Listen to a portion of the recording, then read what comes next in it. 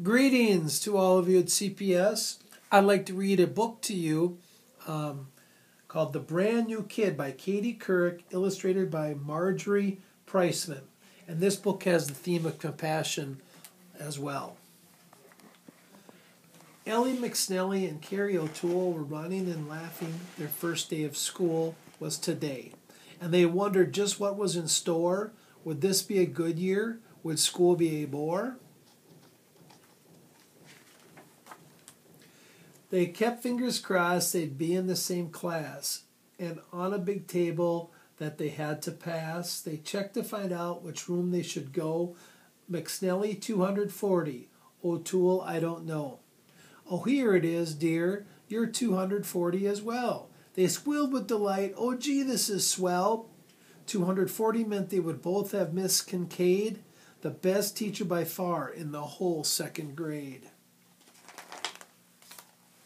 They took their seats quickly. Miss Kincaid called roll.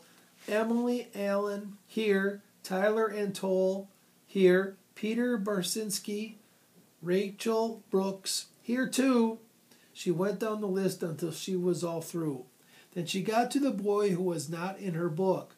We have a new student. They all turned to look. His name is a different one, Laszlo S. Gasky. He is new to our school in the town of Delaski. Please welcome him here. Won't you all please say hi? But the students just turned and stared at the new guy. His hair was so blonde, why it looked almost white. It stuck out all over. It didn't look quite right. His lips were bright pink, his eyes very blue. He looked at his feet and he fidgeted too.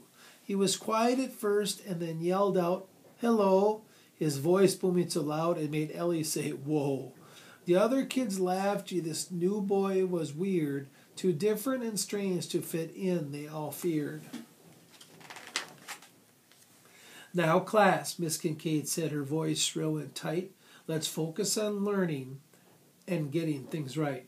She turned from the students. White chalk was her tool as she wrote, "Welcome back to Brookhaven School." They sharpened their pencils and picked up their books. All morning long they kept shooting him looks. They headed to gym class, a quick softball game. When they went to pick teams, no one mentioned his name.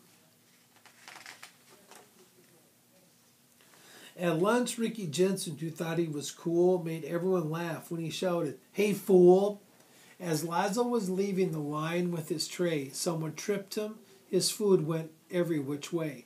The students all froze as they saw Laszlo's face with French fries and ketchup all over the place. So these first weeks were lonely for this brand new kid. They made fun of him, all that he said and he did. So he kept his head bowed and stopped trying to please and simply prepared for the next taunt and tease. One day after school, Ellie walked out the door and she saw someone she hadn't seen there before.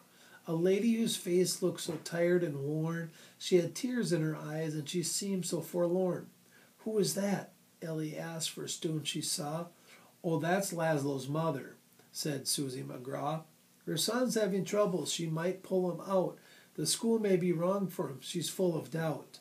Ellie watched Mrs. Gasky as she walked toward her car. She thought about how things were going so far, about Laszlo and how he felt different and strange, and wondered aloud just what she could arrange.